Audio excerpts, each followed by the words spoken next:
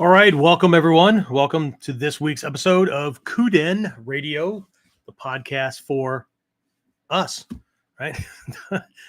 Serious martial artists, self-defense practitioners, and those of us who, want to get the best out of things, but are really attracted to martial arts philosophy, that kind of thing. Want to learn stuff that has been working for a long, long time, right?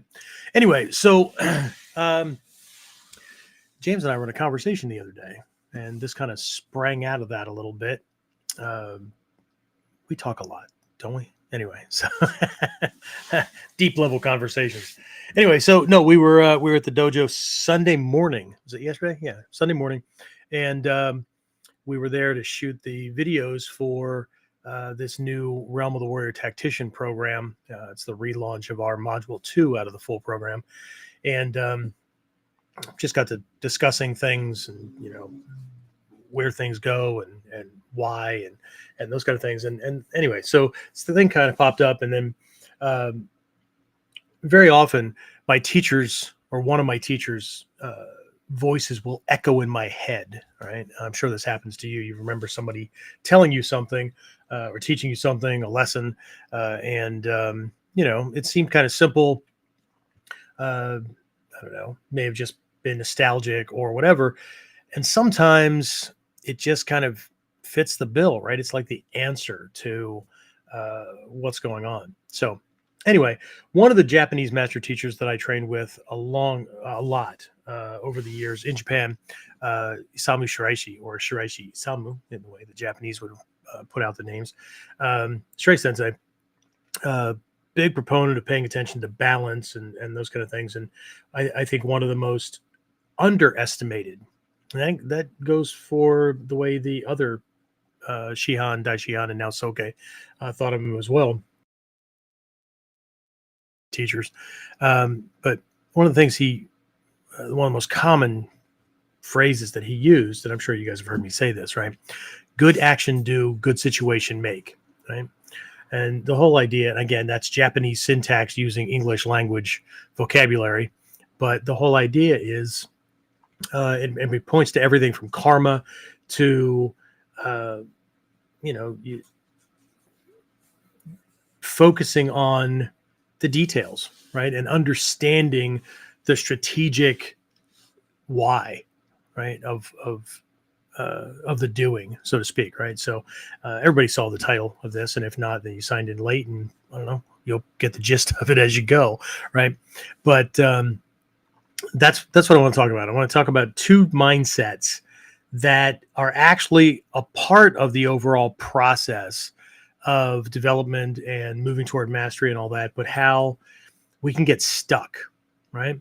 And of course, we're going to be talking about training, but are we just talking about self-defense training? Anyway, we'll get to that and more when we get started. So, the big question is this: how are self-defense and success-minded people like us, concerned citizens worried about protecting ourselves, our loved ones, and the things we care about from the monsters we know exist in the world? How do we train in a way that gives us the skills, knowledge, and understanding we need without becoming paranoid fighters or killers ourselves, and yet still allows us to be the hero protector the world needs us to be? That's the question, and this podcast will give you the answers. My name is Jeffrey Miller, and welcome to Kuden Radio, real training for real people in a real world. All right, here we go. As they say at the amusement park, after you sit down on the ride, please hold on to the bar, or not, right? James, is the sound coming across okay? James is hidden in the background there. Fantastic. All right, so welcome to another week. This is episode 187 for those of you keeping count, you OCD people.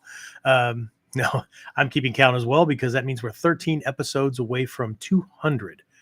Jeez, how far would we be ahead if I didn't take that year and a half off, James? Let's see, 52 plus 26. Yeah, well, almost 100 more, but not quite. Anyway, so how is everybody, right? Who do we have on? I see there's some folks coming and going and all that wonderful stuff. James, who do we have on?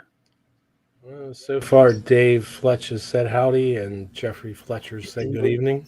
Hey, all right, guys. Jeffrey, long time no see.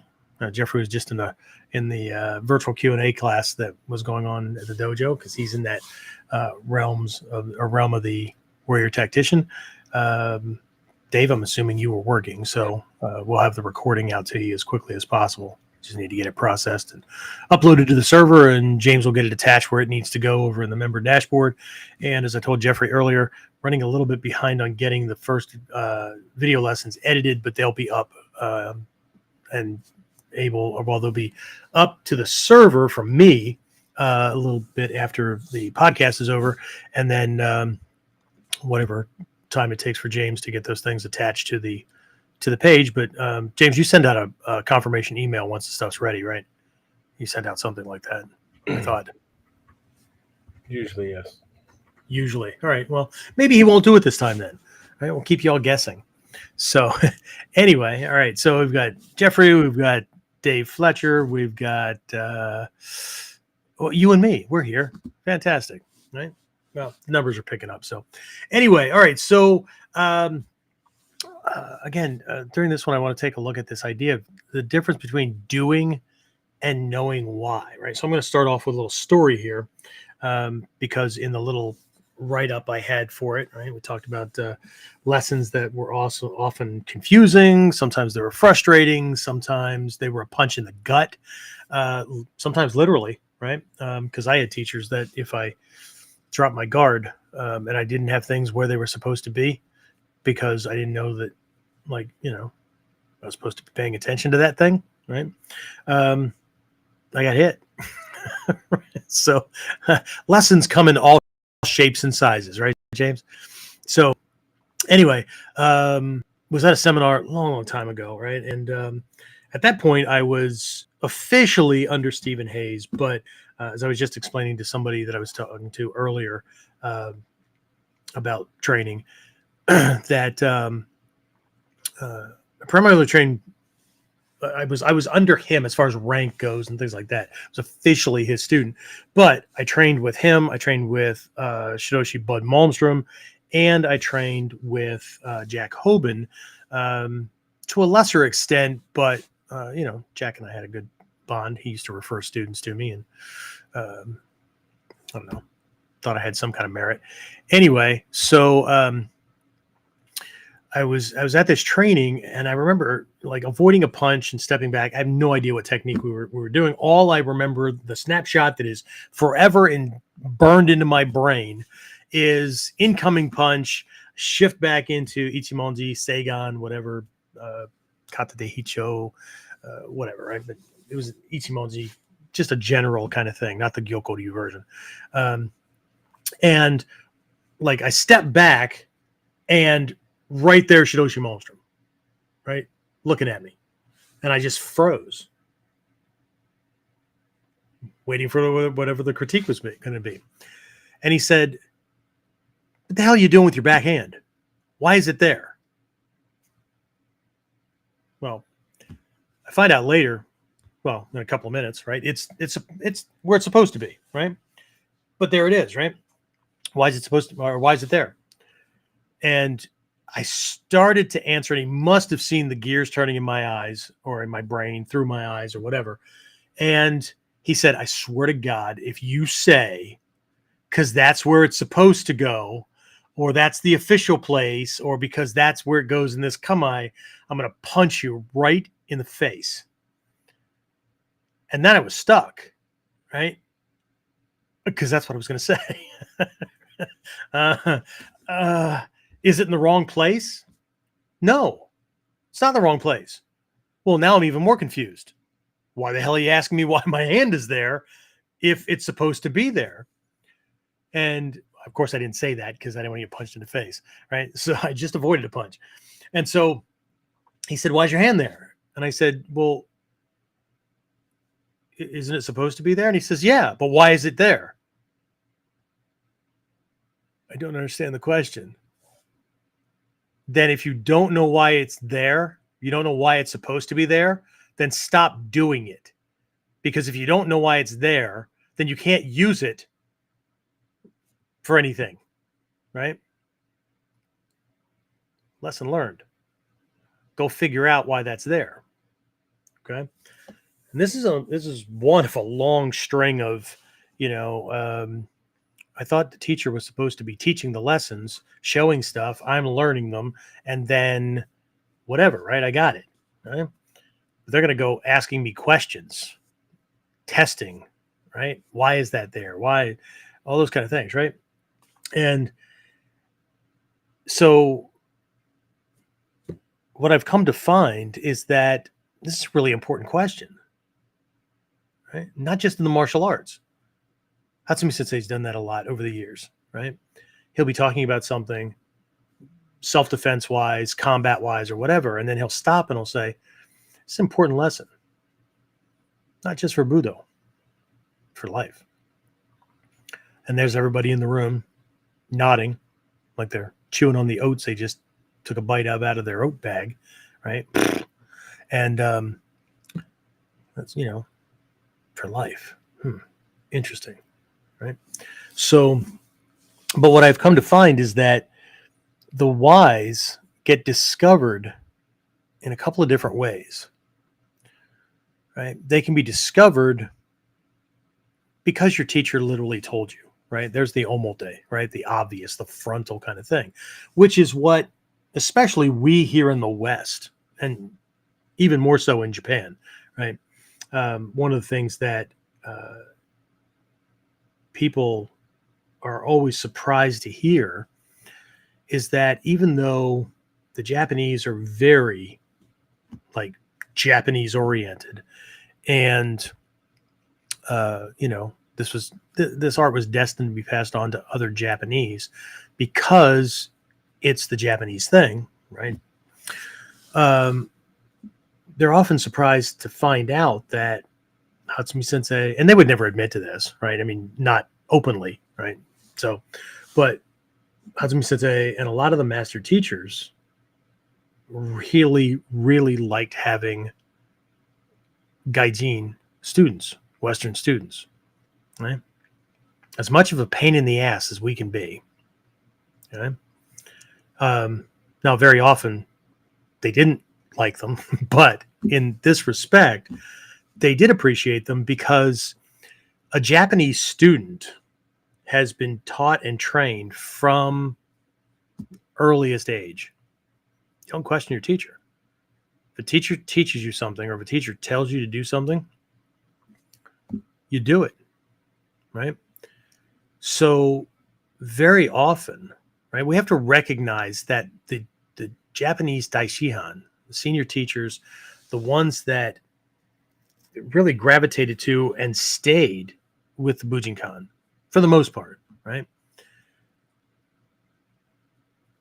are atypical when it comes to Japanese mindset. Now, it doesn't mean that in their everyday life, they don't do the Japanese thing, right?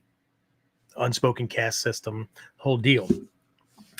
But Bujinkan training gives them the opportunity to be critical thinkers, to really, do that thing. Be, I don't know, for lack of a better phrase, be more Western, right? But for the most part, most Japanese students just do what they're told because that's your duty. That's your job. Okay. Now, there's a lot of instances where Western students need to learn that at least at a certain point. We'll talk about that in a bit. But the reason they liked Western students because Western students wanted to know the why. Western students ask questions, right? Japanese students, you don't ask questions. The teacher will ask you the question and then you spit out the right answer. Okay. So is it never okay to ask? No, it's not. It's not never okay to ask a question, but like the question, why, is not a good idea. Okay. Not there. And again, this is a general statement. Please don't take this as a universal kind of thing. It's a general statement. And again, based on my experience and my discussions with other people who are Occidental living in Japan or have lived in Japan or whatever, married to a Japanese person. So So they like that aspect. But again, we'll talk about this in a bit and how that aspect can get in the way, right, at certain stages of our training for us. But there's this idea of, right, why are you doing that thing? Okay. Any of the, who, what, when, why, how much, whatever kind of questions, right? Investigatory questions. These are really important things, right? In the Ninja Mind, Sanjay Shishidobon, First 7 Steps courses and whatnot, we talk about this stuff a lot. Now, that's more life related and reflects in the martial arts, as opposed to when we're on the dojo floor talking about Budo, and then how that reflects in certain aspects of everyday life, right? But there are these. So this is the omote, right? This is the obvious, the frontal kind of thing, right? The teacher tells you the why, unless they're lying to you, okay, or unless they don't know, okay? Or they're making shit up or whatever. So again, I can't speak for anybody else, but a good teacher will lie to you occasionally as well, which in and of itself pisses a lot of students off. But how else do you create critical thinkers and people who are actually observing and thinking about things if you don't? Hatsumi Sensei has done this over the years. He'll, a lot of you who've been in Japan, or you've seen the videos that are on YouTube or whatever, you'll see where Hatsumi Sensei will call people out to demonstrate a technique, and then, he or the other master teachers, if it's done in their classes, will do several minutes or half a class based on that model, right? Or not very long at all, right? Because I've gotten used to somebody comes out, demonstrates something, and then you're working on that technique. You're working on variations and points and things like that for 20, 30, 45 minutes, right? And then other times somebody will come out, demonstrate something. You'll get like 30 seconds to 3 minutes to work on it. And next thing you know, somebody else is being called out to demonstrate something else, right? And over the years, Hatsumi Sensei has pointed out, he's done this in many different ways, right? But he's pointed out that advanced students should be able to look at someone's movement. They should be, and not just in our art, right? Any combat technique, and see either one, the validity of it, even if it's rough around the edges or needs some work, right? You know how to fix it, but as a premise, as a model, yeah, not bad, right? That's usable, right? That's how we look at other martial arts and stuff and grab things and go, okay, that's because you're looking at the principles and concepts, right? You're looking at the science behind it, and okay, so here's how we would do it. When I say we, here's the Gyoko, Koto, Kuki, Shinden, Tagagi, Yoshin, Shinden hybrid kind of, right? Here's how we would do that, right? And sometimes it's not very far off from that other quote unquote martial art, but we're not comparing styles either. So, but one, you can see that, or two, you can see that technique would get you killed. Don't do that. Right? That you don't, that is a negative role model. Okay. And of course, as Japanese, right, they would never point this out publicly, right? Because the student would lose face and whatever. But he's done this in classes right after somebody's demonstrated something, and the person themselves is standing there just nodding and smiling like, yes, you should be able to see that. Yes, absolutely. I can see that. Right. Dude, he was just talking about your technique. Right.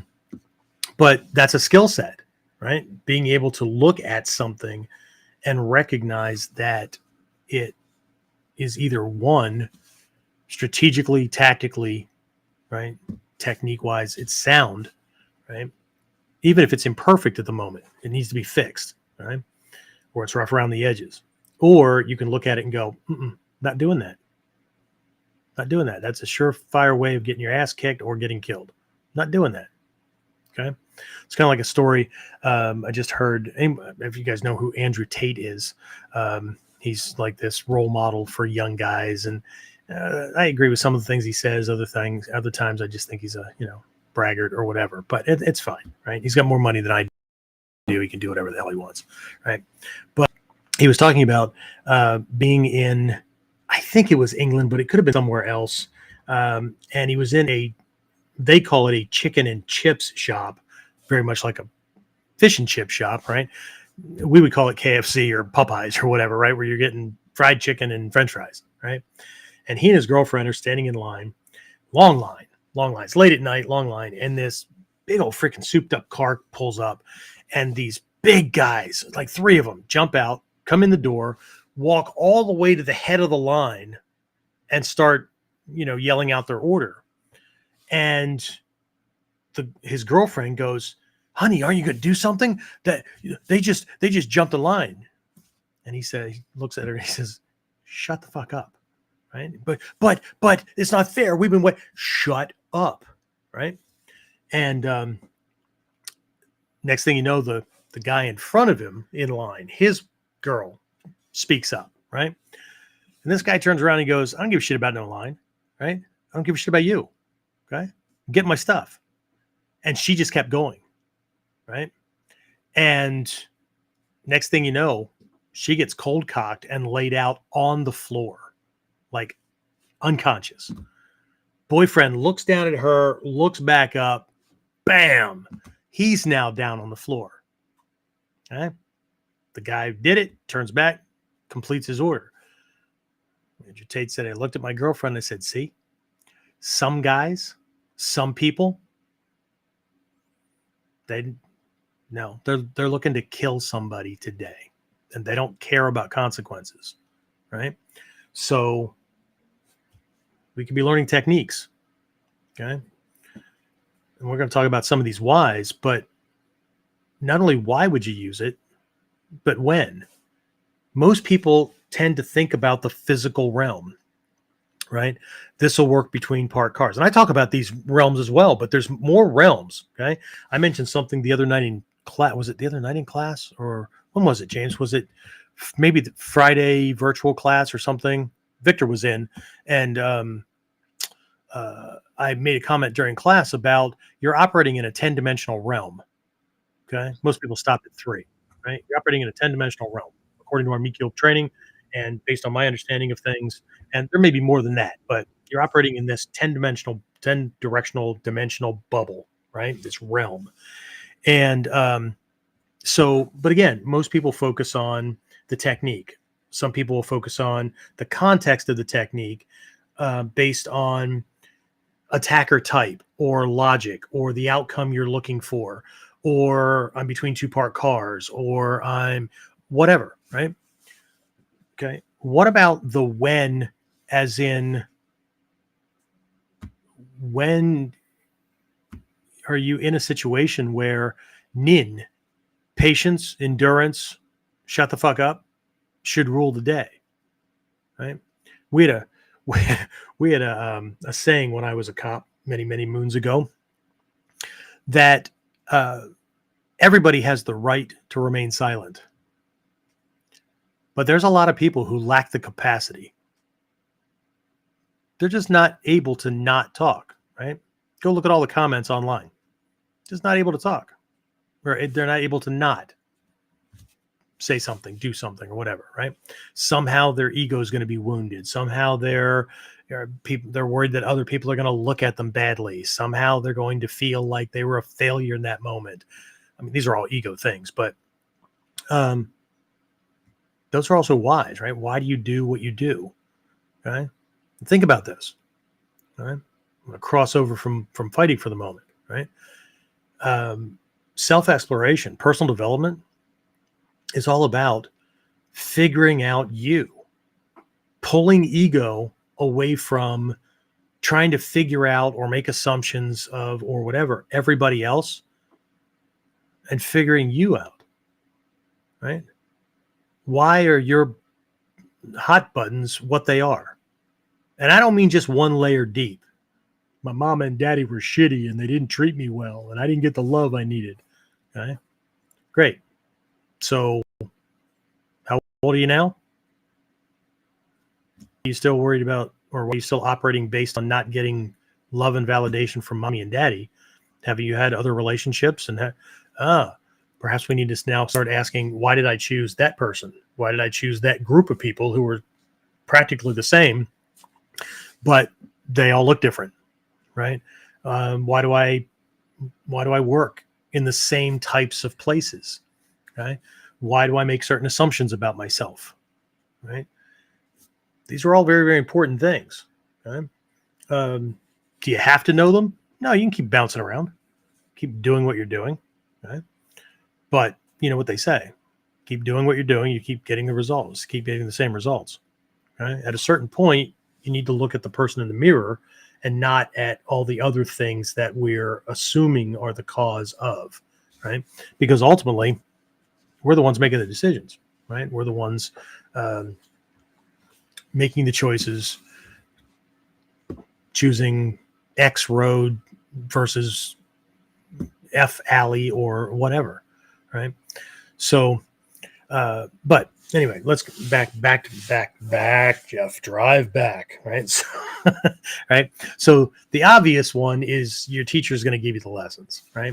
The not so obvious ones include things like experience, right?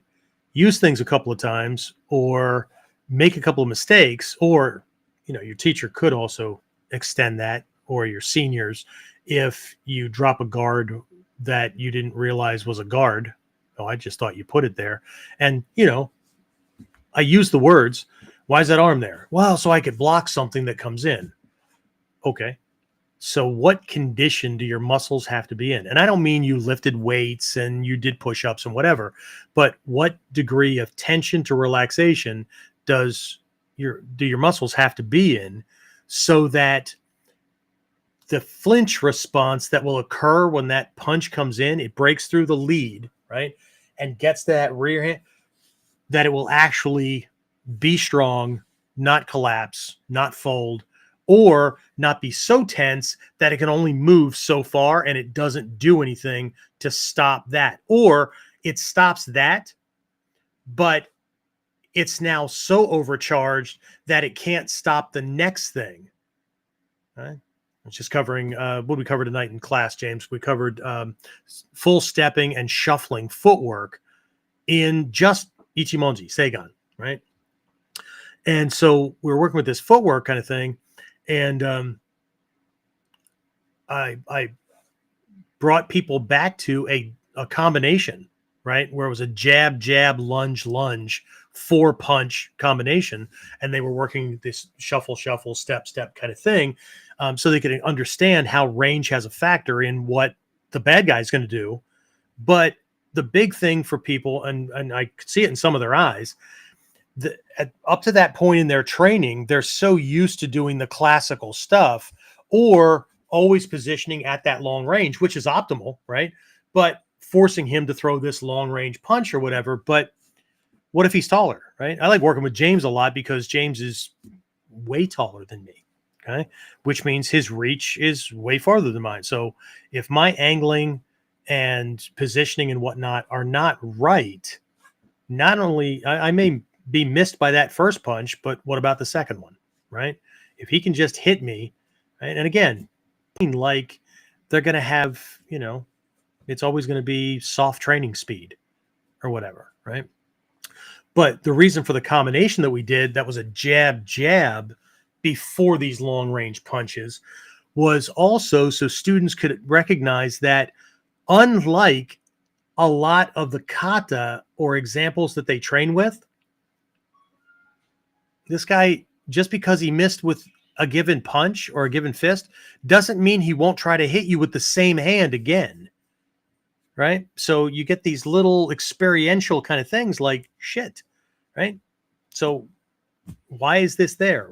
Why do we say relaxed energy, or why do we say relax, but we really mean minimal energy necessary to accomplish the move with proper support, structure, and strength, and not dead energy, too little that has to be geared up, or too much tension. Why do we just say relax, especially early on in the training? And there's a problem with that as well, right?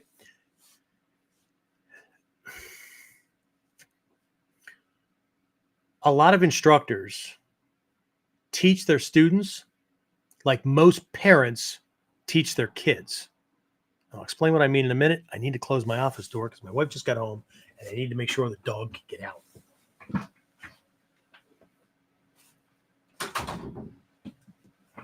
And we're back. All right. So here's what I mean. There's no slight to parents or whatever. I had to learn this freaking lesson too. It was a huge why, right? Parents will teach their children lessons at a very young age. Okay. And maybe it's because they didn't get the full on lesson, or they haven't thought it through, or in the Tibetan Wheel of Life, there's this 12-fold chain of dependent origination. And the first one is typically a picture. Sometimes it's a picture of just a blind person wandering around. Right. But in the one I have, the iconography is an old blind person that has a rope around their waist. And it then leads back to a young person who's blind, who's holding onto the leash. So what's the lesson? The blind leading the blind, right? Which is the iconography for ignorance. Okay. So it's not just me being ignorant, right? And not knowing any better. This is not about stupidity. This is not knowing any better. Okay. This is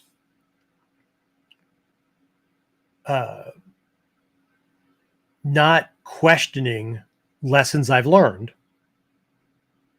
but also not questioning the lesson that I'm getting from the person ahead of me who's teaching me the lesson. Did they question it? Have they validated it? Right? Is this born of education, knowledge, intellect, whatever, right? Getting the lesson and experience, or is it one or the other, or is it something they made up as an assumption and it's worked more often than not in the limited experiences they've had to use it, and so that now they're passing it on as a universal truth, right? And how far back does that go, right? That rope is symbolic. Everything in iconography and Mikyo is symbolic. There's nothing in there that's just a decoration. Nothing. Every color means something. Every shape, every symbol, everything. No thing doesn't matter, right?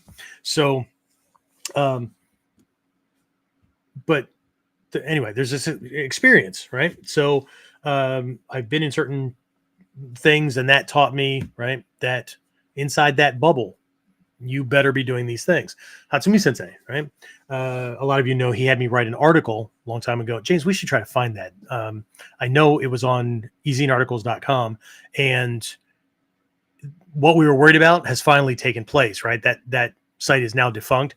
So we were smart enough a while ago to get all my articles off that directory site. And so we can find that. We can whip that up or modify it and turn it into a blog post and get that out for everybody. But there was a class that Hatsumi Sensei was running in Japan, and he was trying to make a point to people about experience. Like, don't forget the experience side of things. Okay. A lot of people are running around gloating about how many kata they know, or how many techniques they know, or how many details about this lineage versus that lineage or whatever, right? But don't discount experience, right?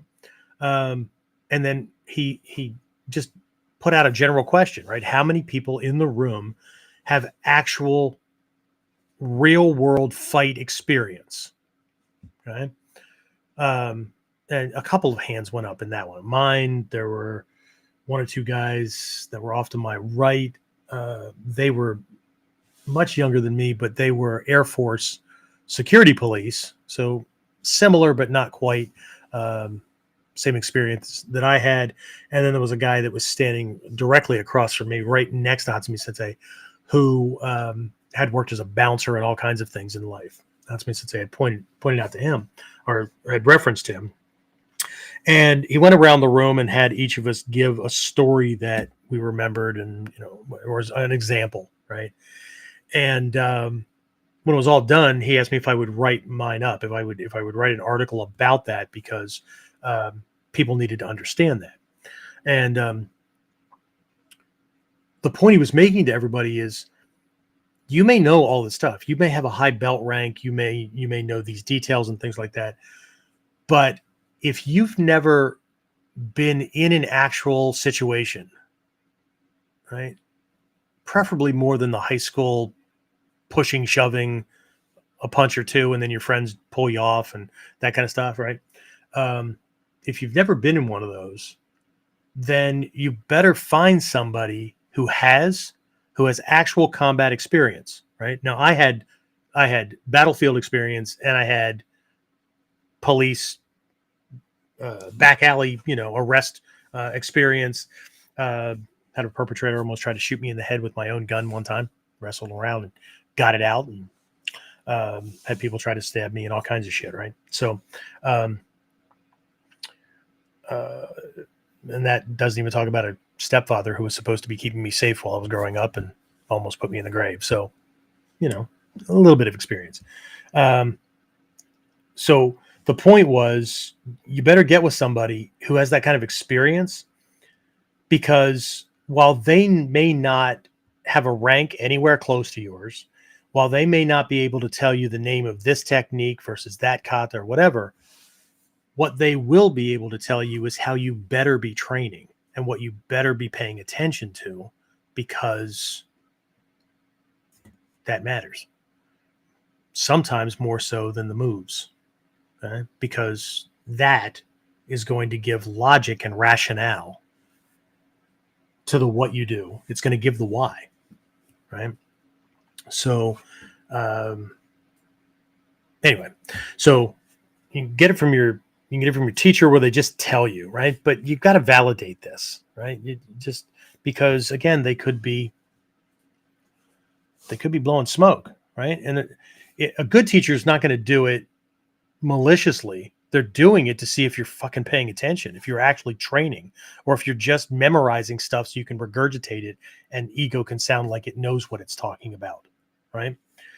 Again, on the obvious side, there's this direct experience, either from the fight side or long enough in training, you will have made enough mistakes with any given technique and start to recognize, hopefully intuitively, that if I put my arm anywhere but in this region and my shoulders outside of this open close ratio kind of thing, can't get that technique on, right? He'll be able to resist it. He'll be able to catch it. He'll feel it happening, all those kind of things, right?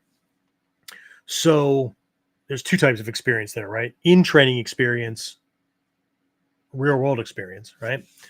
And then there's also the research and exploration, okay?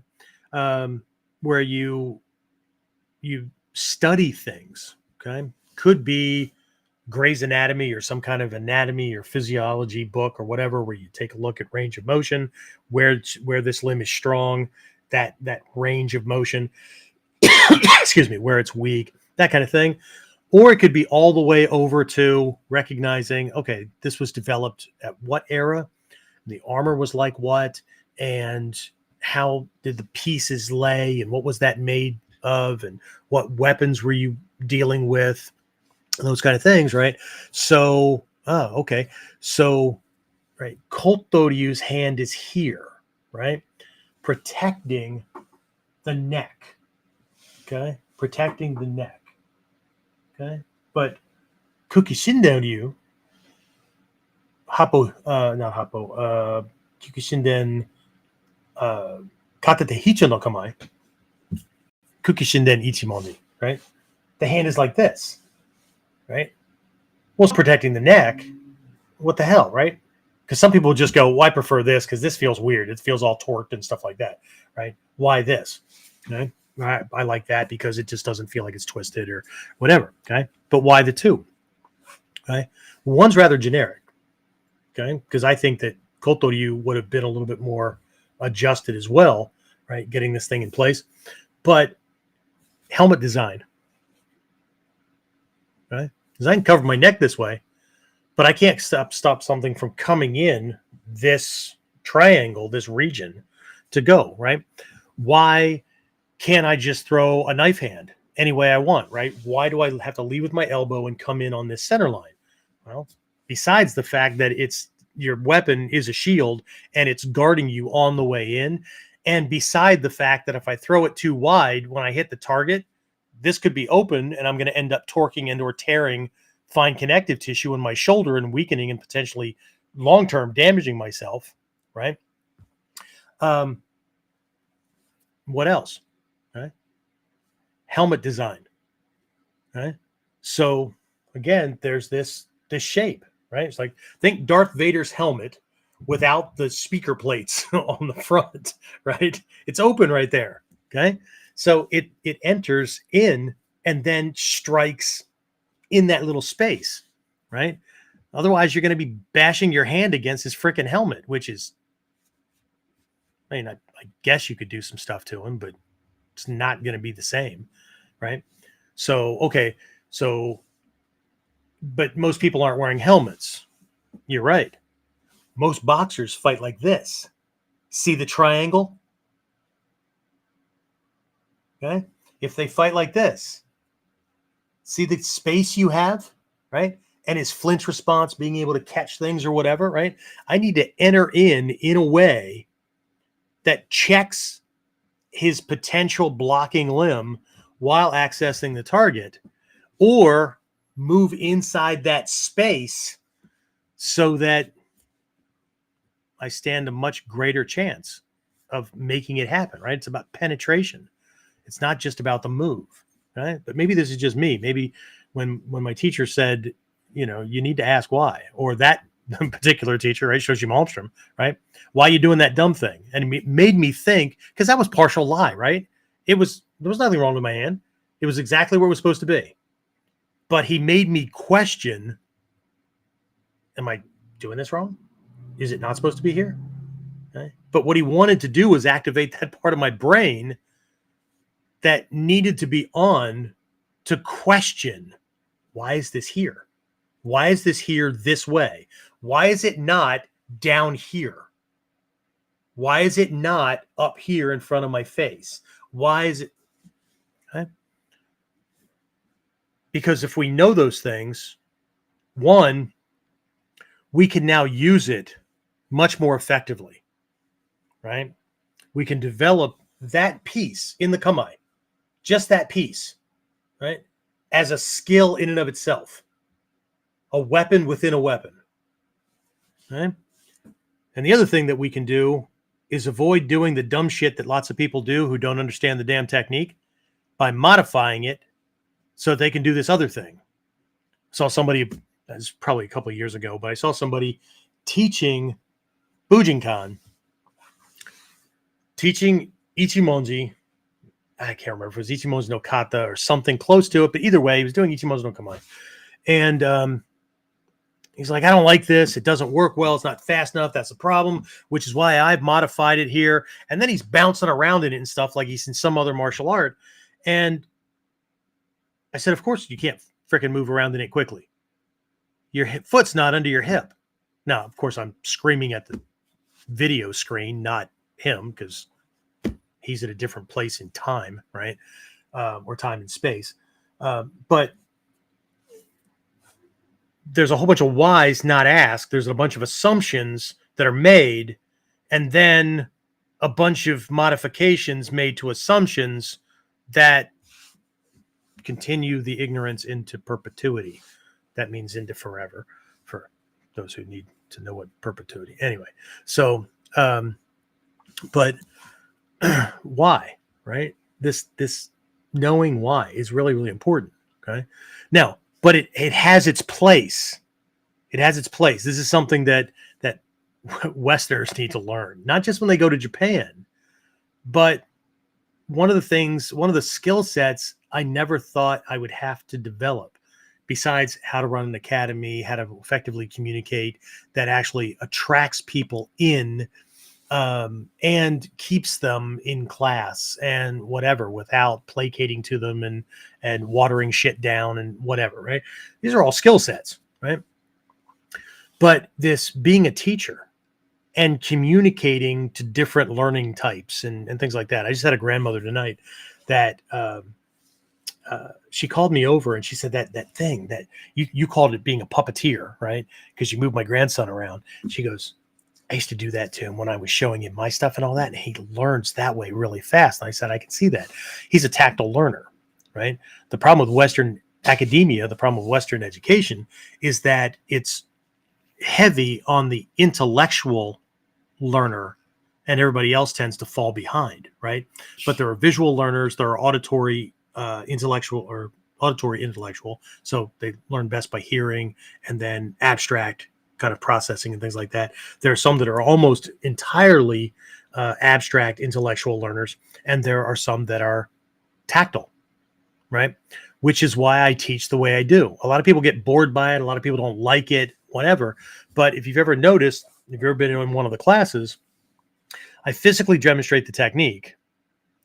I explain it from a couple of different angles, and that really depends on who's in class, okay? Because there's also helping. This is from the Mikyo, the wind realm, the realm of application of skillful means, and it's being able to speak someone's listen based on their background, their education, their reference points in life, those kind of things, right? I even use NLP things like Seder typing and whatnot, right? Based on listening to them speak and knowing which of their five senses they process their world with primarily, and then that gets reflected in their language. So I echo that back so that they get it quicker, right? James has heard me say this kind of stuff. But I looked at her and said, if you notice when I'm doing certain things in class, different students will tune in and tune out to greater or lesser extents at different times while I'm covering the same technique and I'm doing the same demonstration. Okay. And it's because I have to cover as many of those learning types as possible. Okay. So I demonstrate for the primarily visual learners, right? Those are people who can take it, go and get 90% right just because they watched it. Right. Other ones, I need to explain it and talk about the angling and things like that, because it's going to come in through the ear and they're going to have to think about it and process it. And then they can get to 80, 90% right. Right. But there's some people that are going to go and do things and just be all over the place. They watched it, they heard it, but it still didn't compute. It's the body's still not doing the right thing. And it's not because it's rough around the edges, right? They're doing something completely freaking backwards or whatever, right? James, we'll talk about Wyatt tonight, right? But you go over and Seno Sensei was really good at this. Shrei Sensei is good at this. Different teachers have kind of different approaches. I try to speak to the listen of every student, but sometimes you do the demonstration, you do the explanation, and you let them go off and do their thing. And I don't give a shit what the world is like these days. You come to my class, I can put my hands on you, and I don't mean violently, right? So if you got a problem with that, then don't come to class, right? Because if I find that you're a tactile learner, I'm not going to walk up and go, do I have your permission to touch you? Do I have your... You're in a fucking martial arts class. You already gave permission for people to touch you. So, but what I'm going to do is I'm going to take a hold of something and I'm going to put it in the right place. And sometimes I'll even have them, once I put it in that place, right? I'll say, now adjust your legs and your feet so that you feel on balance and you feel relatively okay. It's going to feel off because your muscle tone, your stretching, your flexibility, what your brain is used to as far as normal for your body, that kind of thing, right? But close your eyes and feel. Feel that. Okay. Open your eyes. Okay. Do the move again. He's going to punch you. You're going to do the move, right? Okay. And I'm making a little adjustment. Close your eyes. Feel that. Okay. Feel your arm is. Feel how your arm is. Feel your front leg. Feel your back leg. Feel. Okay. Good. Now, whenever you move to this kamae, go to that feeling. Stop thinking about the visual thing because that's not you. Go to that feeling. Okay. So, but that was a skill set that I never thought I'd have to learn, right? But Well, why do you demonstrate the way you do, right? I've had friends who are really good teachers, right? Just tell me you talk too much, right? When you're teaching, you talk too much. Yeah, I'm not talking to you. I know you got bored way back because you're a visual learner. Meanwhile, I've got 4 students that are lost with a visual demonstration because I need to put them in this position, or literally have them freeze, and I'll tap the leg that needs to move next. And sometimes I'll tap it so it stings so they can't forget after I stop touching them, right? And then I had James do it tonight with this one little boy that we have new in class. But I'll put my foot where their foot is supposed to go, and I'll say, "Look over here. Look, see where my foot is? Good. When he punches, you're going to take this foot." Right? I'll slap that leg, right? You're going to take that foot and step on my foot. Don't worry, you won't step on it. I'll move it. But you're going to step right there. Okay? And I'll also move their body just a little bit, not to make them step, but just enough so they get it with the torso, how they're going to move, right? And that's the quickest way in because they're a tactile learner. Or I'll have to make analogies, right? I've got a guy in class who's been a farmer his entire life. So I'll make certain, but it's that kind of idea, right? But the why do you teach the way you do? Because I don't have a classroom full of me. Okay? That's why. Right? And I have different ranks in there. Some already know the form. Some already know this, and I need to keep them from getting bored because it feels like it's the same technique, same different day. Okay, so we start injecting the why, or we start, adjusting little things for close range, long range, or whatever. Because some people, James is James's height, but if James were a different fighter type, he might not maximize the full extent of his legs and arm reach and stuff like that, right? He might be one of these pecker, not pecker, right? But pecking kind of attackers. Caught myself. That was funny, right? Anyway, but just because that's how he was taught to fight, or because he tenses his upper arms too much, or whatever, right? So anyway, so I do want to talk about the process quickly here, but before I do that, James, who do we have on? What kind of questions or comments, or I'm full of shit comments or whatever have come in that I can field or not before I move on to the next part? Just that Jimmy is on, said Kumbama, and Victor's on and said, I agree that how one learns is proportional to how you teach. Yeah, and my job is to help my students learn this stuff faster than I learned it. Not the same way. Because I could teach the same way. I could teach the same way and parrot what my teacher did, how they did it, and all that. And everybody's going to experience that differently. Right? So, but this is not a contest. Right? I believe it's every teacher's responsibility to help their students learn it faster than they did.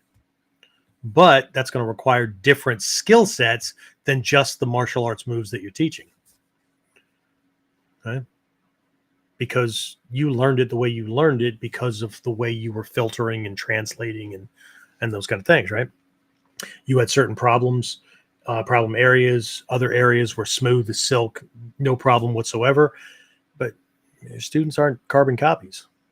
Okay. Problem that a lot of teachers have, or group leaders have, and the reason why their groups always stay minuscule or they're on again, off again, is because they won't train people unless the person that shows up is a clone of them that looks different. They have to be all in, or they have to, whatever. Okay. It's just, it is what it is, right? So, what else? Excuse me. That was it right now. That was it right now. All right, fine. Okay, so these are different mindsets, right? Okay. So one of the things that Westerners have a problem with is doing the whole shut the hell up and do it because that's what the teacher gave you. Okay.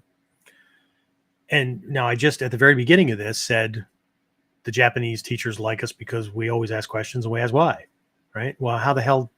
What do you mean, shut up? I should be asking questions. Yeah. After you can do the moves, right?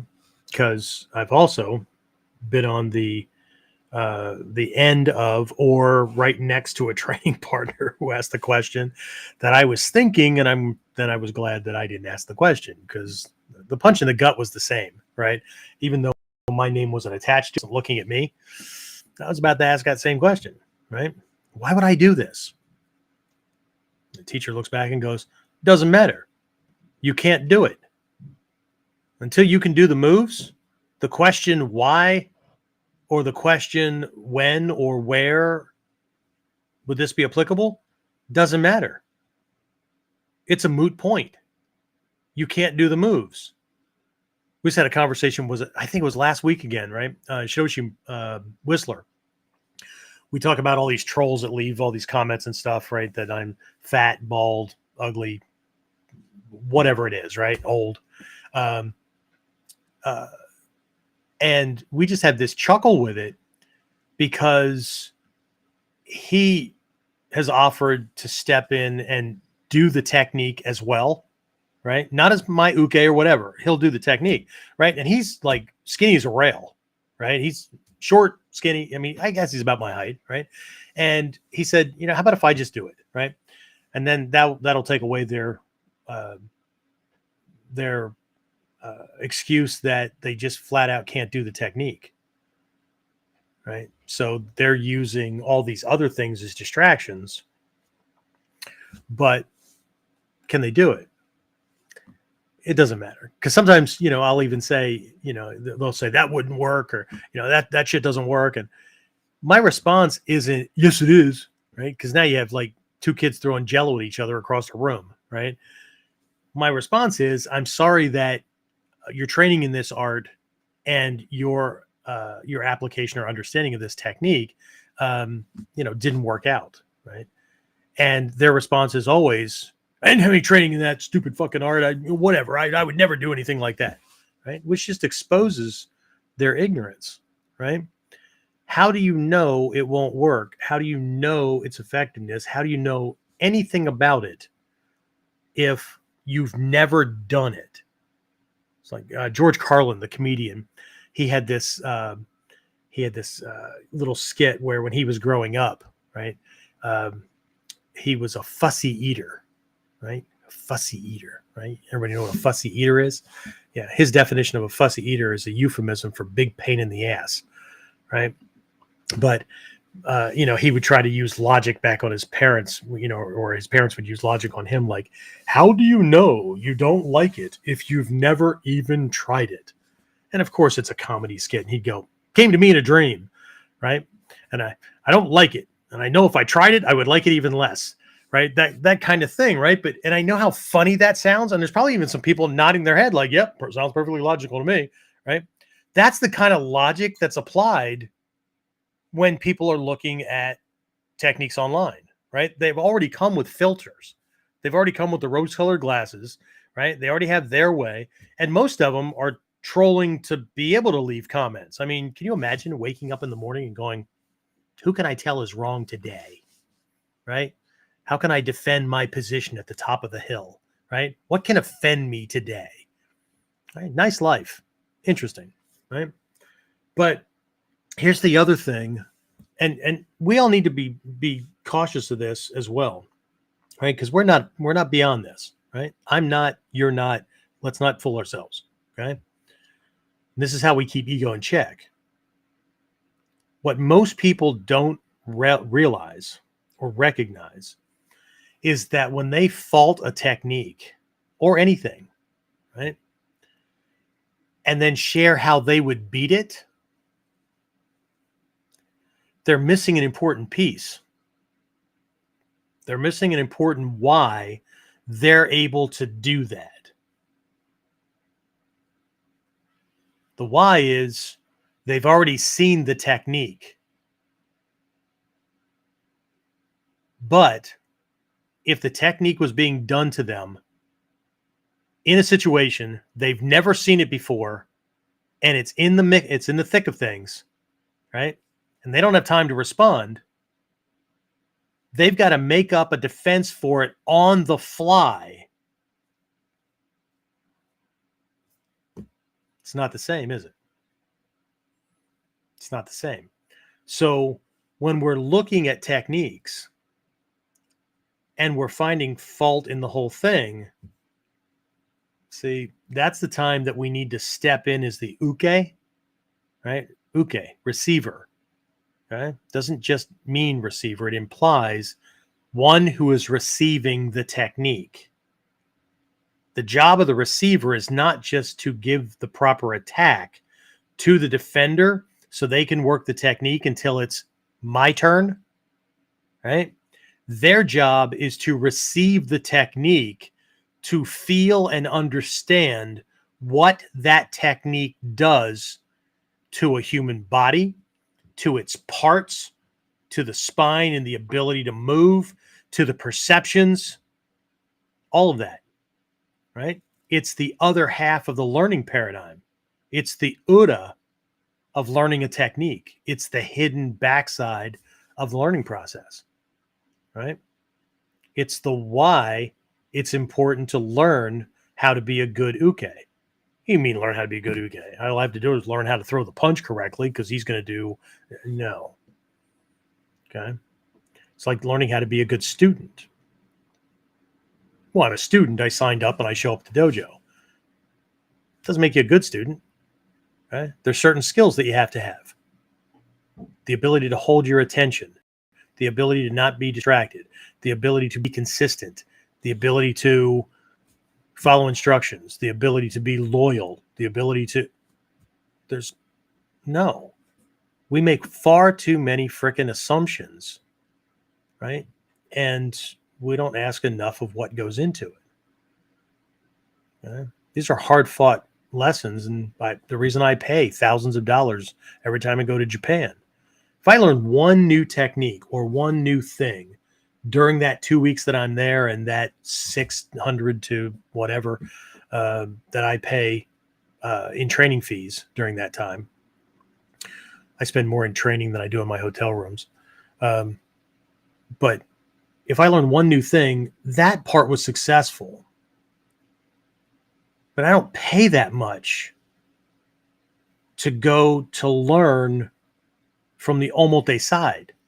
I've been around for way too long. Does that mean you can't teach an old dog new tricks? No, of course not. My why for going to Japan is to hear no as often as possible. How do I fix it if people that are as far beyond me as my students think I am beyond them, if those people don't critique it, if they don't tell me where I'm off? Okay? I don't spend that much money to go to Japan for these people to tell me it's awesome, good, everything's good. Yeah, here's some more rank. Okay? Seems like a waste of money to keep going and doing something that I already know. Why did we all go to the dojo? Other than being a teacher in your own dojo, why do we go? To learn, to be in student mode. And part of being in student mode, which ego does not like, which is, again, why we learn to keep ego in check, right, is to find out where and how we're wrong. That's also the thing that keeps most people from training, because they're afraid they're going to embarrass themselves. They're afraid they're going to get it wrong. They're afraid they're not going to know it as well. I just sent out an email earlier with a write-up. James, did you see that on it sucks, right? This really sucks, I think was the title of it, right? And pointed out a bunch of different perspectives, but it went right back to you need to embrace the suck, because any change, any new thing that you're learning, of course you're not going to be fucking good at that, right? If you're learning something you already know, that's not learning. that's bumping into the same thing. All right. So anyway. So let's get back to this, right? So the process, right? Why comes after the doing. We covered that in a previous Kuden that was a big part of something that came up in the training in the Sanju Shichi Dobon, the 37 fundamentals on the path leading to enlightenment program, where most people want to take something like they're interested in it, right? We'll pick martial arts at the moment, right? But they're passionate about learning it, they're interested in learning it or whatever, and so they want to learn more about it, and then they want to get started, right? And that sounds really logical, right? Like I don't know enough, or I need to lose weight first, or I need to whatever, right? But from the enlightened perspective, at least this over 2,500-year-old system, enlightened perspective, right? It's inside out, right? Because you need to assume that whatever you think you know about something you've never done, most of it's wrong, right? Or at least a good portion of it's wrong, right? You haven't done it. You can watch it, right? You can watch it. We all know this, right? You can watch a technique demonstrated how many times? You go to do it, right? You suddenly feel like you have 14 extra fingers or 3 extra feet, or you lost a leg or whatever because the timing's not working out. There's all this stuff that's off, right? Which is why the first part of training, right? That model is not intention, mindfulness, doing, and then exploring, investigating, more study, that kind of thing, right? It's not that, right? It's interest, doing, then mindfulness, right? The knowing, right? Because jumping in and doing it will show you where you're wrong, what you're right about, what you're almost right about, what you need to be paying attention to, what you're not paying attention to, whatever, right? So that's the mindfulness, right? And then there's the investigation and exploring and all that, right? So mindfulness comes after doing, right? There's no point in even asking those questions until you learn what it is that you're supposed to be paying attention to, where the gaps in your understanding is, what you need to know, right? But far too many people want to play the other game, right? And then they'll pick and choose what techniques or skills they want to learn based on what they think they know about what they'll need, right? I just did another video I added on for the new program that's out, and I made another one. They're templatized, so if you go through both programs, they'll sound a little bit familiar with some changes. But one of the things that was in the one for this realm of the warrior tactician, in that one, there's a cautionary note in it, right? That most people are going to want to focus on the techniques, which makes sense, right? I'm in this for self-defense. Here's the techniques. I want to learn this, right?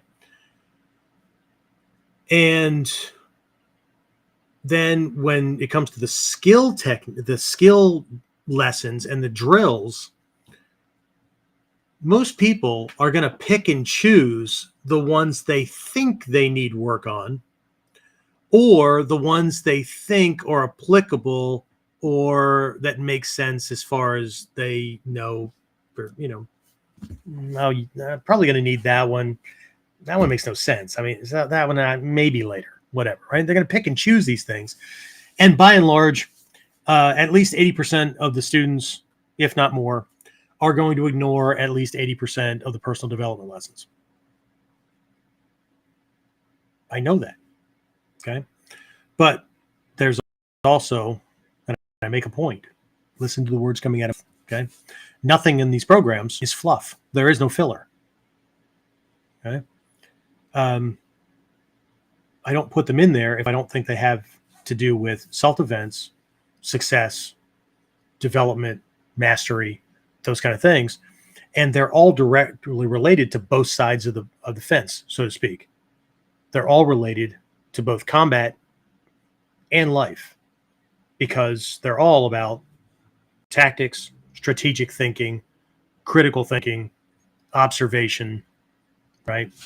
Assessing, finding the easiest way or the most natural way, that kind of thing, right? There's no fluff in there, right? They're all designed to not only teach people how to do self-defense techniques, but how to think about problems and challenges based on the problem and challenge they're facing, and not based on assumptions or preferred methods or the same click word response that they use for everything else.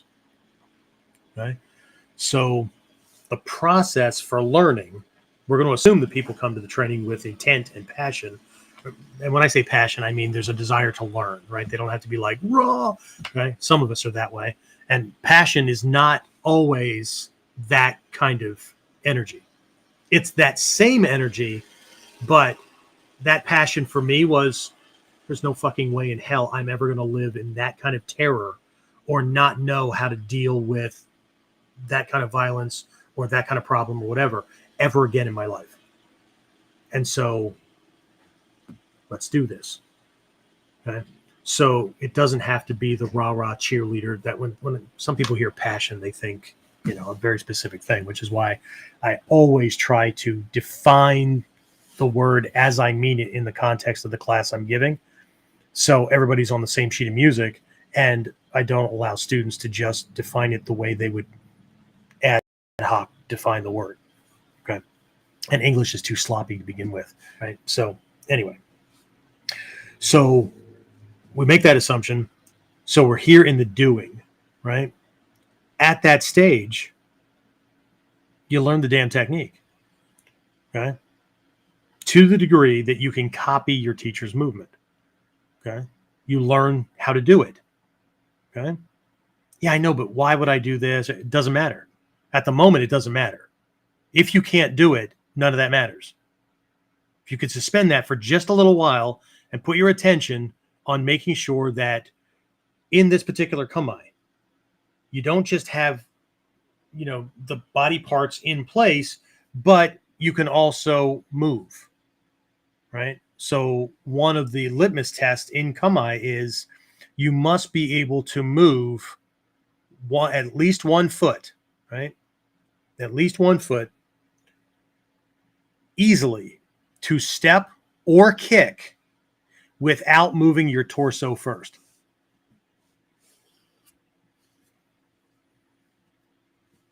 If you can't do that, in the words of one of my teachers, your kamae sucks. How's that for a litmus test? How's that for a, do I really know how to do this kamae the way it's supposed to be done? So that it is closer to combat ready and not, I assume, it's combat ready. Because if that were the case, most people wouldn't throw their shit away as soon as they started doing randori or sparring training. Because they all trust their kamae. They don't really believe that it can be used in a fight in the 21st century against modern fighters. So they learn one thing in the dojo, technique-wise, and then when it comes to sparring, fucking move around like everybody else on the street. What's the point? Okay. We're going to end up being like everybody else in martial arts, where your kata look one way, your self-defense techniques look a different way, and your sparring doesn't look like either of the two. So why bother? Whoa, sensei, because that's the way it's done. Really? If you were standing in front of Shidoji Malmstrom right now and you answered that question that way, right? Why bother? If you say, because that's the way it's done, I'm going to punch you right in the face. For those of you who are late, you missed that story. You'll have to go back later on and listen to that, because that's usually what we got, right? Break your fucking leg. I'll kick you right in the crowd, whatever. I had one teacher one time. I was doing this technique, and this got in so well that I tried to help somebody else later on. And then, you pick and choose your battles, right? So I'm in this training, and I'm going back, and the technique is working. The kata is working and all that kind of stuff, right? And he walks over and he goes, stop. And I'm like, in kamae, right? And he goes, you know what I would do if I were him right now? I'm looking at everything, and I'm like, covered. No, what? And he goes, I'd kick you right in the nuts. And I realized in that moment that I had been so focused on the step-by-step of the kata itself, I didn't pay attention to the fact that it's a model and my movements dictate his movements and what options and potentials he has, right? It's karma, right? So the next move of the kata says he's going to do this other thing, but if my groin's wide open, he has a kick as a potential option. Okay? I'll give you another story that's related in a minute here, but all I could muster in that moment was, thank you, and I'm glad you're not him. And he said, I bet. Fix it. As sensei. Right? So, problem a lot of people run into when they're learning this or anything is they get a lot of leeway. Right? In this copy stage, there's no leeway. Right? Do it this way. This is the angle. This is the right. So again, later on, same dojo, but I'm working with the teacher who made that comment. I'm working with his teacher. I'm working with Izuka Sensei, who his own wife calls a devil, right? Because most people don't stay around in his classes because they fucking hurt, right? And he reminds you on a regular basis that every time you come to the dojo, you risk dying. Okay? Well, who wants that? I want to learn my shit and get my belts, dude. I don't want to, I don't want to die.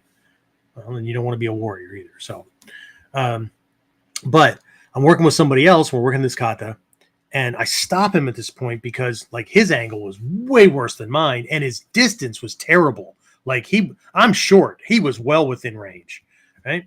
And I stopped him. And I said, dude, I'm not here to teach. I'm in student mode, but like every time you move back into Ichimonji, I want to kick you in the groin or kick you in the gut. And he goes, well, it doesn't matter. This kata doesn't have a kick in it. And I said, oh, sorry, my mistake.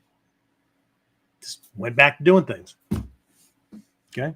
But every time he went back into Kamae, his arms were up for cover. Why would I throw a fucking punch? His groin is wide open. Well, according to his logic, the why I wouldn't throw a kick is because there's not a kick in this kata. And I said, my mistake. I thought we always had to worry about getting kicked in the crotch. Where'd that lesson come from? Where did that come from, me teaching? Because my teacher came by and said, lucky he's not me. How many times have I said that in the dojo, James? I've walked up to somebody and said, you're lucky he's not training. Or if they're upper levels, I'll walk up to their uke and go, excuse me, I'm cutting in. And I'll move them out of the way. And sure enough, the student that I'm trying to help fix will all of a sudden like close off the neck, get that shoulder in there, blade more and whatnot, because see, and then I have to look at him and say, why? Why are you covering everything when I'm your uke? Well, because you'll punch me, you'll kick me. Yeah. So because they're a lower level or because they're nice and either don't think about exploiting those things or not, you're going to pick and choose when you do the right things. Interesting. Okay. Then I turn and look at their uke and I say, next time he leaves that open, you have my permission to kick him right in the crotch. Or say I have expedients for newer students, right? I take an 8.5 by 14 piece of paper, right? Legal size. And I cut it into, I think what I get, like 3 strips out of those, James. 3 strips, I think. Right? 3 equal strips. And like I'll hold the strip. For those of you on audio only, I apologize, but I'm holding it vertical. And then at the very bottom of the page, I take a big black marker or whatever color I can find, and I write the words, big letters, kick me, with an exclamation point. And then I take that strip of paper and I walk up to the person who needs it and I tell them, this is a new training aid for you. You put this in your training bag. because I want this available every time you need this lesson. And then I take the top part of that and I loop it over the top of their belt and tuck it between their belt and their stomach so that the kick me is hanging right down in front of their crotch. And then I look at their partner and I say, if they move into kamae, and obviously we're not doing jumonji or hyora or whatever, right? We're doing bladed kamae. I say, if you can read those words, you follow my instructions. Really? Yeah, really. Right? Are you sure? James knows how I feel about are you sure. Never ask me if I'm sure. I wouldn't have fucking said it. Okay? I don't play these same freaking games that everybody else does where I'm placating people. Okay? Are you sure? Yes, I'm sure. I'm not the guy that's, well, I kind of accept my martyrdom in life and I'll I really want to say this thing, but I'm afraid that other people aren't going to like it. And honey might not talk to me for 3 days. Or my wife will tell you that I can get a lot of work done in 3 days.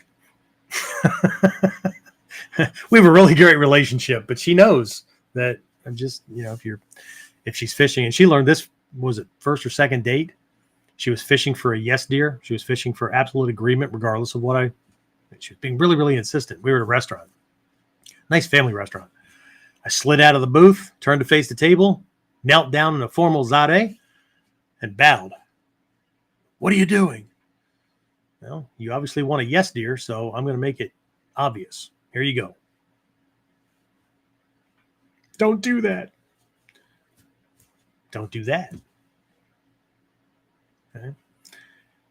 You can ask for my opinion, but I'm not in the military anymore.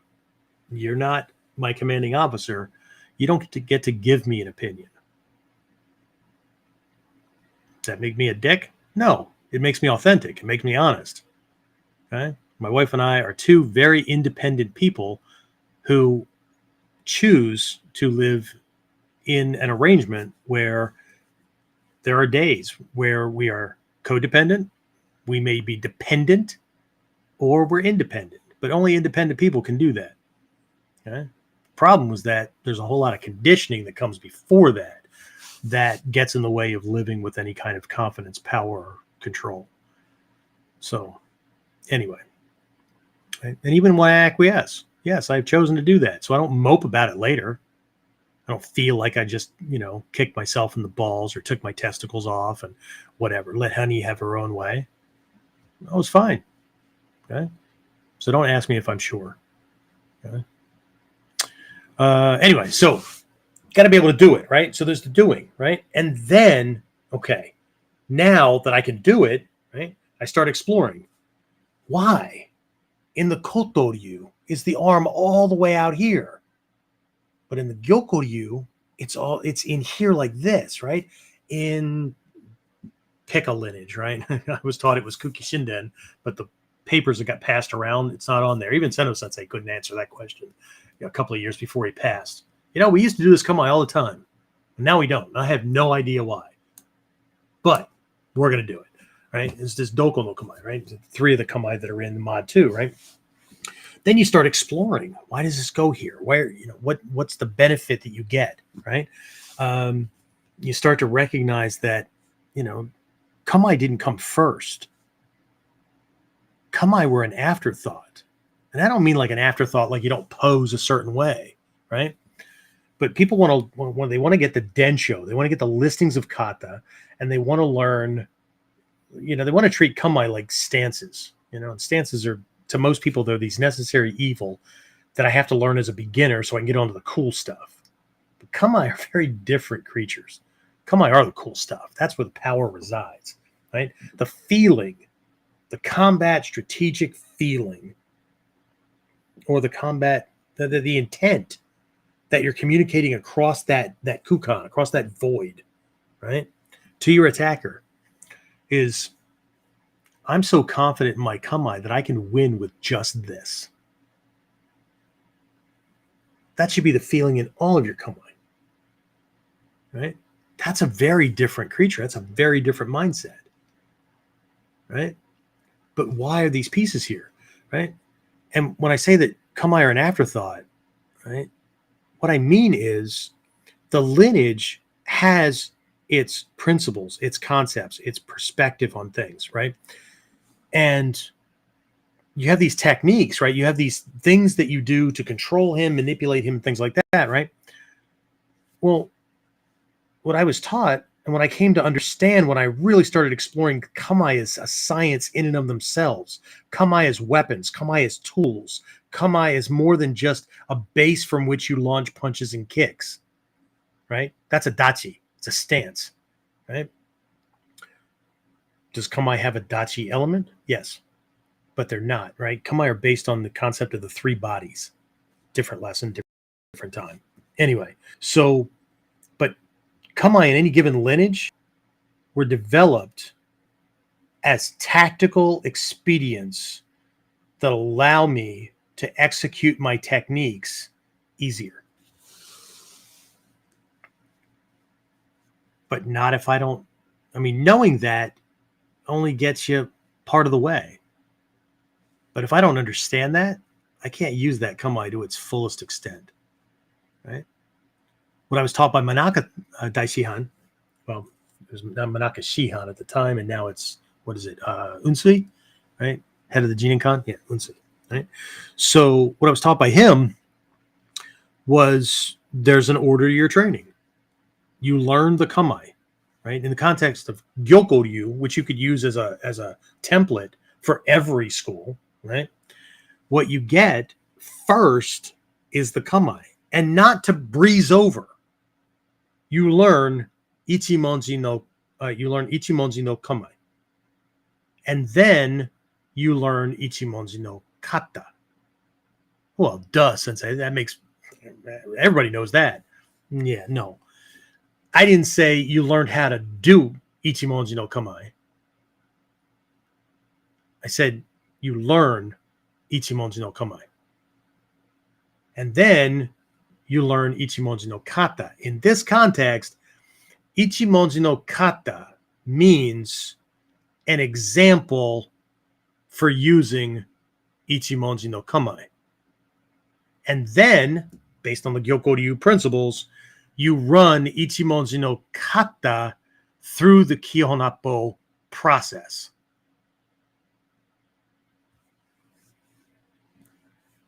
That's different.